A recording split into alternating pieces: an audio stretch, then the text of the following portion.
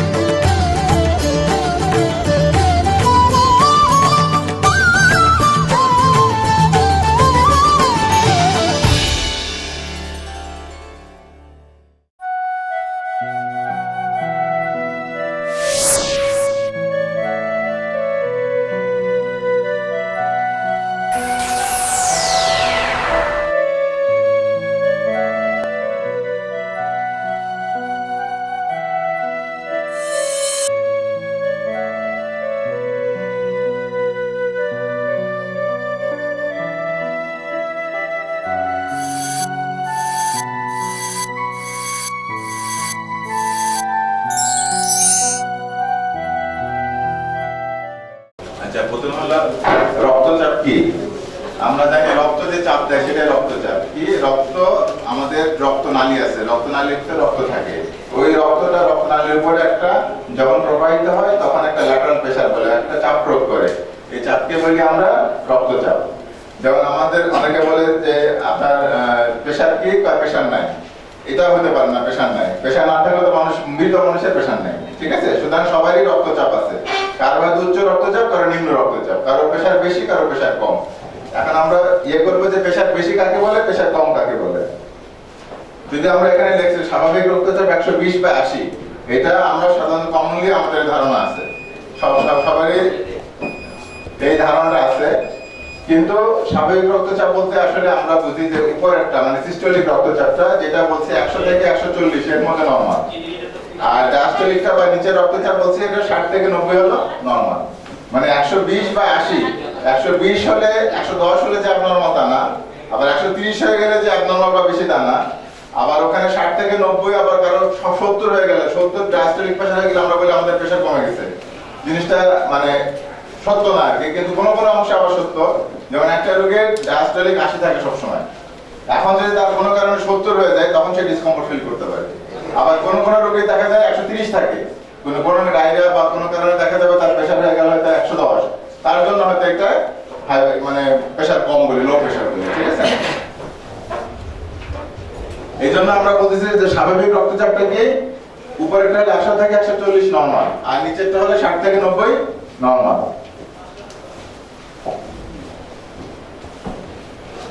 তাহলে উচ্চ রক্তচাপ কাকে বলতেছি আমরা? বলছি রক্তচাপ যদি ক্রমাগত একজন একটা মানুষের যদি এখন এক টেনশন করলো কোনো কারণে, খুব দুশ্চিন্তা হলো, তার প্রেসার হয়ে গেল 160, আবার দুশ্চিন্তা কমে গেল, তার প্রেসার হয়ে গেল 110 ছিল 110 চলে আসলো, কি 2 ঘন্টা পরে বা একদিন পরে, তাহলে এটা কি তাহলে উচ্চ রক্তচাপ বলবো আমরা? বলবো না। সাধারণত কি বলি আমরা, 2 দিন বা 3 দিন অন্তর যদি আমাদের কাছে একটা রোগী আসে, আমরা প্রেসার যদি মাপি, মাপার পরও দেখি যে ক্রমাগত ভাবে 3টা 4টা রিডিং 3-4 দিন অন্তর অন্তর ক্রমাগত ভাবে একটা রোগীর প্রেসার 140 এর উপরে আছে, তাদেরকে আমরা বলি উচ্চ রক্তচাপ। সেই রোগীকে আমরা ওষুধ দেব, রক্তচাপের ওষুধ দেব, আদারওয়াইজ রক্তচাপের ওষুধ দেব না, ঠিক আছে? পরে আবার আলোচনা করবো আমরা। আচ্ছা, এখানে বলছে যে আমাদের কিছু বাস্তব ঘটনা আর কি। এখানে 45 বছর বয়স একজন ভদ্রলোক, ওনার মাথা ব্যথা 1 মাস ধরে, উনি মাথা ব্যথার জন্য নিউরো সার্জনের কাছে গেলেন আর কি, হ্যাঁ, কারো পরামর্শে, অনেক সময় আমরা বিভিন্ন পরামর্শ দিই যে মাথা ব্যথা আছে, নিউরো সার্জনে ওনার অনেক সময় দেখা যায় অফিসে হোক বা চেম্বারে হোক, একটা অনেক সময় সার্জনরা স্পেশালি প্রেসার মেশিন খুব সুন্দর থাকে না, ঠিক আছে? উনি হয়তো প্রেসার দেখলেন না বা দেখছেন যে খালি যেহেতু ওনার মাথা ব্যথা আছে, মাথা ব্যথা থেকে উনি সিটি স্ক্যান করালেন। আচ্ছা, সিটি স্ক্যান করার পরে সিটি স্ক্যান নরমাল, আর কোনো পরীক্ষা নিরীক্ষা নরমাল, ঠিক আছে? এরপরে ব্যথার ওষুধ দেওয়া হলে, ব্যথার ওষুধ দেওয়ার পরে দেখলো প্রেসার আরো বেড়ে গেল। আচ্ছা, বেড়ে যাওয়ার পরে তারপরে কোনো ক্রমে যা যেহেতু ওনার আরেকজন ডাক্তার চেঞ্জ করলেন, ডাক্তারের কাছে আসলো, কিন্তু দেখা গেলো শুধু প্রেসার মাপা হলো, প্রেসার মাপে দেখা গেলো কি 166 বা 95 মিলিগ্রাম, তার মানে ওনার উচ্চ রক্তচাপ। এই মাথা ব্যথাটা কেন হচ্ছে? উচ্চ রক্তচাপের কারণে হচ্ছে। তাহলে এখন আমরা এই যে প্রেসার ওষুধ দিলাম, প্রেসার ওষুধ দেওয়ার পরে রোগী প্রেসার নরমাল হয়ে গেল, মাথা ব্যথা ভালো হয়ে গেল। তাহলে শুধু মাথা ব্যথা নির্ণয় করে কোনো কোনো ক্ষেত্রে যে শুধুমাত্র একটা প্রেসারের মেশিন দিয়ে মানে ওই শুধু মাথা ব্যথার কারণটা নির্ণয় করা যায় খুব সহজে।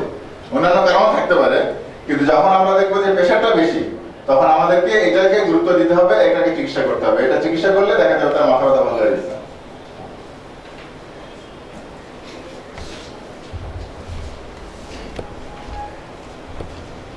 আচ্ছা, আরেকজন হলো ভদ্রলোক, ওনার 40 বছর বয়স, 3 বছর ধরে ডায়াবেটিস, প্রেসার দেখা গেল 155 বা 100 মিলিমিটার পার। এখন কখনো দেখা যায় যে আমাদের উচ্চ রক্তচাপের কারণ হিসেবে ডায়াবেটিস হতে পারে যদি দীর্ঘমেয়াদী ডায়াবেটিস থাকে। দীর্ঘমেয়াদী ডায়াবেটিস থাকলে অনেক সময় কিডনি অথবা বিভিন্ন রক্তনালীতে সমস্যা করে, রক্তনালী হার্ডেন্ড হয়ে যায়, হার্ডেন্ড মানে শক্ত হয়ে যায়, শক্ত হয়ে গেলে তো উচ্চ রক্তচাপ হতে পারে। হ্যাঁ, সেক্ষেত্রে আমাদের মানে উচ্চ রক্তচাপের পাশাপাশি ডায়াবেটিসের চিকিৎসা করতে হবে। আচ্ছা, আরেকটা হলো যে 35 বছর বয়স, ঘাড়ে ব্যথা। তেমনি যে ঘাড়ে ব্যথা হয় অনেকদিন ধরে, এই ঘাড়ে ব্যথার জন্য উনি কোথায় গেছে? অর্থোপেডিক সার্জনের কাছে গেছে। অর্থোপেডিক সার্জন এরকম ভাবে ওনাকে মানে যা হোক এক্সরে এমআরআই করছে, কখনো দেখা যায় এক্সরে এমআরআই তে সামান্য কিছু বলে যে হাড় বাড়ছে, হাড় বাড়ার জন্য আবার এমআরআই অনেক পরীক্ষা নিরীক্ষা করার পরে তারপরে ওষুধপত্র দেওয়া হলো স্বাভাবিক ব্যথার ওষুধ। ওই হাড় বাড়ছে যেহেতু ব্যথার ওষুধে কি করে প্রেশার আরো বাড়ে, দেখা গেলো প্রেশার আরো বাড়ছে, আরো কষ্ট। এরপরে যখন আসছে দেখা গেলো প্রেশার মাপার, আমরা প্রেশার মেপে দেখলাম যে 160 বা 100 মিলির মার্কেট। স্বাভাবিকভাবে এই রোগীকে ওষুধ দেওয়া হলো, ওষুধ দেওয়ার পরে তার প্রেশার নর্মাল হয়ে গেল, রোগী মানে কমফোর্ট ফিল করলো, রোগী ভালো অনুভব করলো যে ঘাড়ে ব্যথা কমে গেল। তাহলে ঘাড়ে ব্যথাও একটা কি হতে পারে, একটা উচ্চচাপ রোগের প্রেজেন্টেশন হতে পারে। উচ্চচাপ রোগের জন্য মাথা ব্যথা হতে পারে, ঘাড়ে ব্যথা হতে পারে।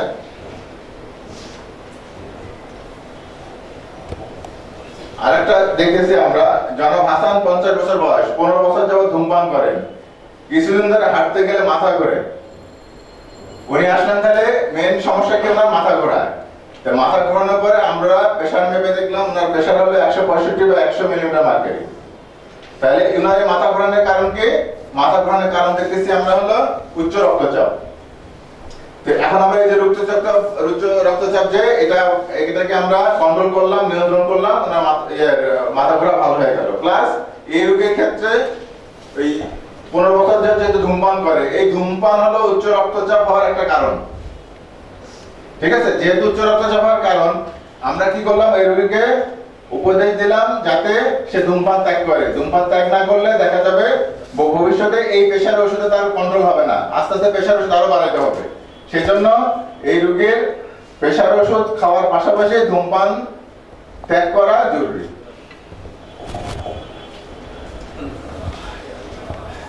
আমার এখন মাথা নাড়তেছে ধূমপান কথা শুনে, মানে চেষ্টা করতেছে আর বলাচ্ছে। আমিও চেষ্টা করছি। হ্যাঁ, চেষ্টা করতেছে। আচ্ছা, আরেকটা ঘটনা হলো 30 বছর বয়স, 7 বছর যাবত উনি বাত কন্ট্রোল পিল খান, জন্ম নিয়ন্ত্রণ বড়ি খান। এখন এই 7 বছর পরে যখন ওনার সমস্যা হলো, কি সমস্যা হলো, একটা হলো ওজন বেড়ে যাচ্ছে, 2 নাম্বার হলো ঘাড়ে ব্যথা করে। ঘাড়ে ব্যথা করে যখন আসলো, আমরা প্রেশার মেপে দেখলাম প্রেশার 150 বা 100। তো এই রোগীর ক্ষেত্রে কি হবে, আমরা প্রেশারের ওষুধ দিলাম সাময়িকভাবে প্রেশার কন্ট্রোল করার জন্য। এবং এই রোগীর জন্য ওষুধ হলো আমাদের এই জন্ম নিয়ন্ত্রণ যে পদ্ধতি, এর মধ্যে পিল, ইনজেকশন সবগুলোই প্রেশার বাড়ায়। এই সুতরাং ওনাকে বললাম যে আর আপনি জন্ম নিয়ন্ত্রণ বড়ি খেতে পারবেন না, বা আপনি ইভেন পরবর্তী রোগীদের ইনজেকশন নিতে পারবেন, ইনজেকশন নিতে পারবেন না।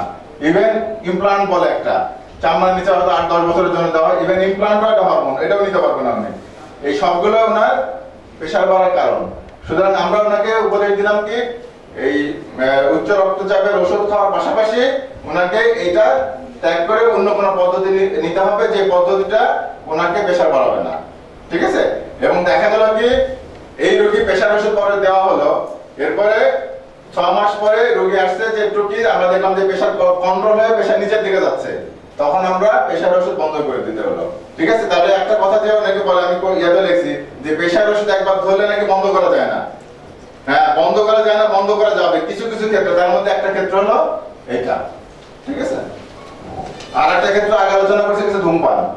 ইভেন ধূমপান ছেড়ে দিলে এরপর আস্তে আস্তে রক্তনালী এবং হার্ট ভালো হতে থাকে, পরবর্তীতে অনেক ক্ষেত্রে আমাদের প্রেশার ওষুধ বাদ দেওয়ার সুযোগ হয়। আচ্ছা, আরেকজন আসলেন হলো এই 35 বছর বয়স, বাতে ব্যথার জন্য নিয়মিত ব্যথার ওষুধ খান, বিশেষ করে এনএসআইডি বলে লাল লাল ব্যথার ওষুধ আছে, ডাইক্লোফেন, ক্লোফেনাক, ইন্ডোমেথাসিন, আইবুপ্রোফেন। এই ওষুধ খাচ্ছেন কি ওনার হলো অস্টিওআর্থ্রাইটিস, রিউমাটয়েড আর্থ্রাইটিস রোগের জন্য উনি ব্যথার ওষুধ খান। আচ্ছা, ব্যথার ওষুধ খাওয়ার পরে আমাদের কাছে যখন আসছে, আমরা প্রেশার মেপে দেখলাম 150 বা 100 মিলিমিটার, মানে হাই প্রেশার। এখন আমরা যখন ইতিহাস নিলাম, বলে হ্যাঁ উনি নিয়মিতভাবে গত 2-3 বছর ধরে ব্যথার ওষুধ খাচ্ছেন। তখন আমরা তাদেরকে বললাম, ওনাকে বললাম যে আপনার প্রথম ব্যথার ওষুধ কন্ট্রোল করার জন্য, ব্যথা কন্ট্রোল করার জন্য ওষুধ তো মাঝে মাঝে খেতে পারবেন, খুব নিয়মিত না এই ব্যথার ওষুধগুলো। আর নিয়মিতভাবে আপনার যদি ব্যথা হয় তাহলে প্যারাসিটামল খেতে পারেন, প্যারাসিটামলে ব্যথা বাড়াবে না। আর এক ধরনের ব্যথার ওষুধ আছে ট্রামাডল গ্রুপের, ওই ব্যথার ওষুধেও প্রেশার বাড়ায় না। তখন আমরা ওনার ব্যথার ওষুধ চেঞ্জ করে অন্য ব্যথার ওষুধ দিয়ে দিলাম, সাথে সাথে কিছু প্রেশার ওষুধ দিলাম যে সাময়িকভাবে যে তার প্রেশার বাড়তি। এরা এই রোগেও 6 মাস পরে তার প্রেশারের ওষুধ আমরা বন্ধ করে দিলাম। ঠিক আছে, শুধু তখন এমন ব্যথার ওষুধ দিলাম যেটা তার প্রেশার বাড়াবে না। সুতরাং এই ক্ষেত্রে কি হবে, আমরা ওই যে বললাম যে প্রেশার বন্ধ করা যায় না, কিন্তু এই ক্ষেত্রে প্রেশার ওষুধ বন্ধ করা যায়।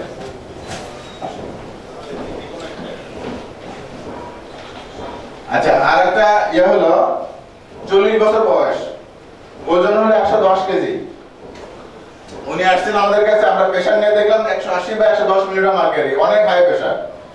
আর এই রোগীকে আমরা প্রেশার ওষুধ দিলাম, সাথে সাথে একটা উপদেশ দিলাম কি হতে হবে, আপনার ওজন নিয়ন্ত্রণ করতে হবে। এই উনি ওজন নিয়ন্ত্রণ করলেন, প্রথমে আমরা ওষুধ শুরু করছি 2টা ওষুধ দিয়ে। তারপরে যখন উনি ওজন নিয়ন্ত্রণ করলেন, আস্তে আস্তে ওজন কমাতে শুরু করলেন। এই শুরু করার পরে আস্তে আস্তে আমরা পরে 2টার থেকে 1টা ওষুধে আসতে পারছি। তার মানে ওজন নিয়ন্ত্রণ করলে প্রেশার কমতে থাকে এবং প্রেশার ওষুধ কমানো যেতে পারে, ইভেন ভবিষ্যতে বন্ধ করা যেতে পারে যদি ওনার প্রেশারের কারণ শুধু ওবেসিটি হয়ে থাকে বা মানে অতিরিক্ত ওজনের কারণে হয়।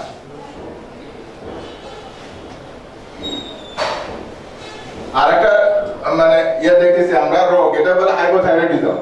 এই হাইপোথাইরয়েডিজম রোগে যে চোখ মুখ ফুলে যায়, পায়ে পানি আসে, কখনো কখনো গলায় ফুলে যেতে পারে, দুর্বল লাগে, অনেক সময় কণ্ঠস্বর কর্কশ হয়ে যায়, চামড়া খসখসে হয়ে যায়। এই রোগ নিয়ে যখন আসে ওনার কোনো কোনো ক্ষেত্রে এই রোগে অনেক সময় প্রেশার বাড়ে। তো এই রোগী দেখা গেল যে আমরা ওনার প্রেশার নিয়ে আসছে 160/95 মিলিগ্রাম মার্কারি। প্রথমে আমরা ওনাকে থাইরয়েড হরমোন থাইরক্সিন দিয়ে শুরু করলাম, সাথে হলো প্রেশার ওষুধ দিলাম। এই রোগীরও ইয়াতে 6 মাস 1 বছর পরে আমরা ওই যে প্রেশার ওষুধ তাকে বাদ দিতে পারলাম, শুধুমাত্র উনি থাইরয়েডের ওষুধ খান। এখন ওনার ওজনও কমে গেছে, এখন দুর্বলতা কমে গেছে, এখন ভালো লাগে, চুলে মানে ফুসফুসে যে ভাবটা ছিল সেগুলো আগের মতো ফিরে আসছে, গলায় কর্কশ ভাবটাও ভালো হয়ে গেছে। তাহলে এই থাইরয়েড একটা ডিজিজ, যে কারণে কি হতে পারে, প্রেশার বাড়তে পারে। সুতরাং এই ক্ষেত্রে কি হতে পারে, আমরা প্রেশার বাড়লেও আমরা যদি এই রোগের ওষুধ দেই, এই রোগের চিকিৎসা দেই, তাহলে আমরা প্রেশার ওষুধটা ইভেন বন্ধ করে দিতে পারি। ঠিক আছে? এখানে একটা বাচ্চাদের প্রেশার হতে পারে। আমাদের কি প্রেশার হয়? হ্যাঁ, হতে পারে কোনো কোনো কারণে। কি কারণে হতে পারে? যে 7 বছরের বাচ্চা হঠাৎ প্রস্রাব কমে গেল, মুখ ফুলে গেল, পায়ে পানি আসলো, তার কি হচ্ছে, কিডনির সমস্যা দেখা গেছে, আমরা বলি নেফ্রোটিক সিনড্রোম বা নেফ্রাইটিক সিনড্রোম। এই রোগে কি হলো, তার প্রস্রাব কমে গেল, প্রস্রাবের রং লাল হয়ে গেল। সেক্ষেত্রে আমরা কি করলাম, এই রোগীর হলো প্রেশার 145/95। এখন যদি এই প্রেশার আমরা কন্ট্রোল না করি, তার জন্য হাই প্রেশার বাচ্চার জন্য, আমরা তখন কন্ট্রোল না করি, তাহলে কি হবে, এই রোগীর হার্ট ফেলিওর হওয়ার ঝুঁকি থাকে এবং কিডনি ফাংশন আরো খারাপ হতে থাকবে। ঠিক আছে? এই জন্য বাচ্চা হলো একে কন্ট্রোলের জন্য আমরা প্রেশার কন্ট্রোলের জন্য ওষুধ দিলাম।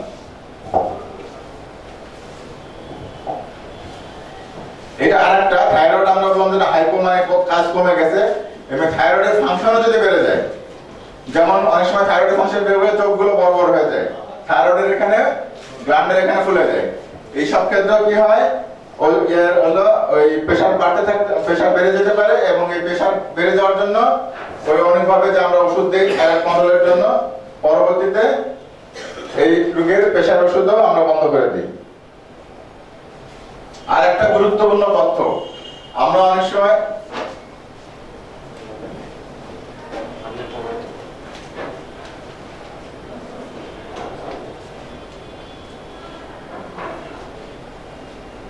আমরা অনেক সময় খুব কমনলি প্রশ্ন করি, সেটা হলো যে মাছ খাওয়া যাবে কিনা, মাংস খাওয়া যাবে কিনা, ডিম খাওয়া যাবে কিনা, ডাক্তারকে দুধ খাওয়া যাবে কিনা। এটা একটা কমনীয় যে মাছ, মাংস, ডিম, দুধ এগুলোর সাথে আমি পরে আলোচনা আসবো। প্রেশারের সম্পর্ক যতখানি, তার চেয়ে বেশি সম্পর্ক হলো লবণ, এটাকে আমরা ওভারলুক করি। প্রেশারের সাথে যদি মানে আমাদের খাবার দাবারের মধ্যে সম্পর্ক থাকে, তাহলে 1 নম্বর সম্পর্ক যদি 1 থেকে 10 বলি, 1 নম্বর, 2 নম্বর, 3 নম্বর, 4 নম্বর সম্পর্ক, সেটা হলো লবণ। সুতরাং পাতে যে লবণ নেওয়া, সেই লবণ হলো আমাদের যদি এক্সট্রা লবণ খায়, সেটা প্রেশার বাড়তে হেল্প করবে। সুতরাং যারা লবণ খায় তাদের লবণের মাত্রা কমালে প্রেশারের ওষুধের পরিমাণ কম লাগবে। ঠিক আছে? আর পরবর্তীতে আমরা আরো বিস্তারিত আলোচনা আসবো।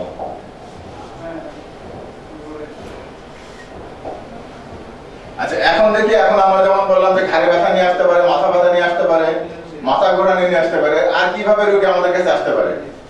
বলছে যে একটা রোগী অনেকদিন যাবত তার উচ্চ রক্তচাপ কিন্তু নিয়ন্ত্রণ করে না, নিয়ন্ত্রণ না করার জন্য প্রায় 5-6 বছর নিয়ন্ত্রণ ওষুধ খায় না, অনিয়মিত খায়। হঠাৎ করে দেখা গেল তার ডান সাইড প্যারালাইসিস হয়ে গেছে। সে আমাদের কাছে আসলো, আমরা প্রেশার মেপে দিলাম, প্রেশার হাই। জিজ্ঞেস করলাম, ইতিহাস নিলাম যে আপনার প্রেশার ওষুধ খান না? বলে না, খায় না। কতদিন ধরে প্রেশার? 5 বছর ধরে প্রেশার। এই রোগী তাহলে ডান সাইডে প্যারালাইসিস হলো কি কারণে? শুধুমাত্র প্রেশারের কারণে। পরে সিটি স্ক্যান করে দেখা গেল এই রোগী প্রেশারের কারণে মাথার ব্রেনের ভিতরে রক্তনালী আছে, রক্তনালী ছিঁড়ে যে ওর ভিতরে রক্তক্ষরণ হয়েছে। সুতরাং প্রেসার নিয়ন্ত্রণ করা এই জন্য জরুরি। ঠিক আছে, একটা কারণ যেটা প্রেসার নিয়ন্ত্রণ না করলে কি হতে পারে, প্যারালাইসিস হতে পারে। আর একটা দেখি যে প্রেসার নিয়ন্ত্রণ না করলে ইনিও অনিয়মিত প্রেসারের ওষুধ খান, নিয়মিত খান না, হঠাৎ করে বলে 2 পা পানি নিয়ে আসছে। আমরা কিডনি ফাংশন টেস্ট করে দেখালাম তার কিডনির ক্রিয়েটিন অনেক হাই। ঠিক আছে, কিডনি ফাংশন এখন খারাপ অবস্থা। সেটা কি জন্য? এটা হলো আমাদের এই ওই কিডনি সমস্যার জন্য, যেহেতু সে প্রেসার ওষুধ খায় না, প্রেসার না খাওয়ার জন্য কিডনির উপর চাপ পড়ে একটা। আগে যেমন বললাম আমাদের ব্রেনের সমস্যা করে, তেমনি কিডনির সমস্যা করে। এই কিডনি সমস্যা করার জন্য কিডনি ক্ষতিগ্রস্ত হয়। এই কিডনি ক্ষতিগ্রস্ত হওয়ার জন্য পায়ে পানি আসছে। তাহলে এই যে কিডনি ক্ষতিগ্রস্ত হওয়ার পরে আস্তে আস্তে যে ডায়ালিসিস করতে হবে, তারপরে হলো এরপরে লাগলে কিডনি ট্রান্সপ্লান্ট করতে হবে, এই যে কতগুলো কষ্ট সমস্যা, এটা শুধু এড়ানোর জন্য কি করলে, যদি আমি প্রেসার ওষুধ নিয়মিত খেতাম আর কিচ্ছু আমাকে লাগতো না, শুধু একভাবেই